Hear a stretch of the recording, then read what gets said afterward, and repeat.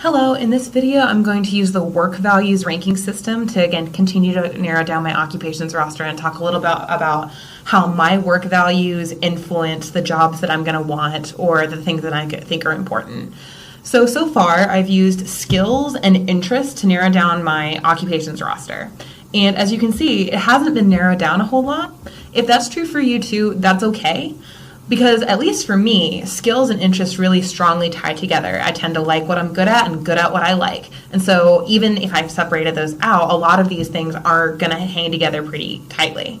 And that means that I'm going to start using more global things, like really kind of how do I feel about the world, what's important to me, to start narrowing down what are the best fits for me.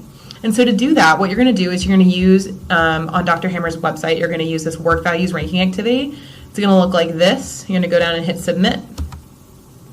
And then it's going to start looking like this. And so what you're going to do is you're going to translate that into the work values worksheet, which I've already done. And what we're going to do is we're going to pull together kind of a top 5, because these are really the things that are really driving you and are most important to you in a job, probably. Because again, it comes down to what's important to you in a job, what about a job is going to make you fulfilled, what role does work play in my life.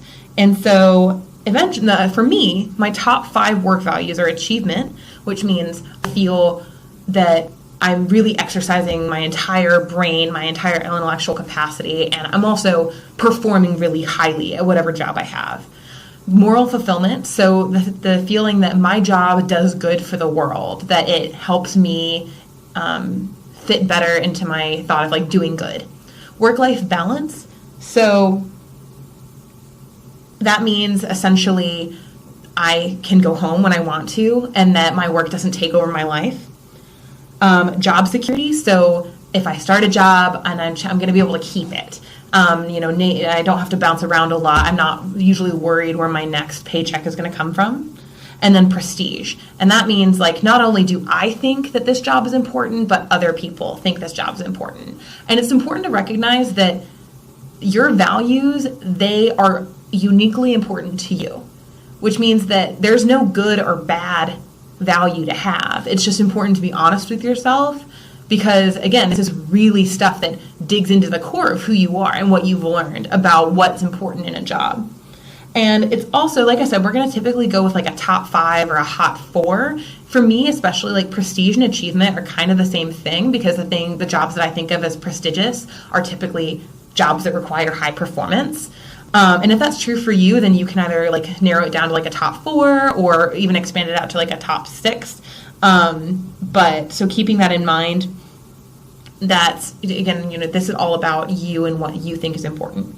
So on ONET, as per usual, there's actually a way to determine if a job that you have or a job that you're interested in fulfills a work value. So for example, if achievement is going to be a really important thing of mine, then I can start picking, let's say, counseling psychologist.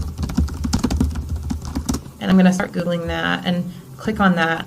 And I can actually go down. So you see here in work values, does this fit with this? Sometimes that's really literal. So in this case, yes, counseling psychologists typically have a work value of achievement. And that fits really well for me. And then moving along, and sometimes it's not as literal. So there's an element of like, so in relationships, that might tie really strongly into my social piece. Or corresponding needs are like moral values, which might tie really strongly into like moral fulfillment. All of that is really, again, keeping in mind, some of that's very literal, like achievement, cool, it matches naturally. Other times it's a little bit more nebulous. And so you can start looking at, so for example, in this case, like I said, achievement fits well, relationships, this makes sense to me. These are work values that appeal to me. Independence though, so independence is typically responsible, like similar to like responsibility. And if you start looking at mine, actually, my ability to like supervise other or independence is pretty low, which doesn't mean that I would hate it, but it's also just kind of something to keep in mind. And so you can keep doing that either in terms of, again, this is all about like the values, what is work's purpose in your life? And is the job that you're interested in congruent with that? So for example, if I'm going to be an acute care nurse, go back up here.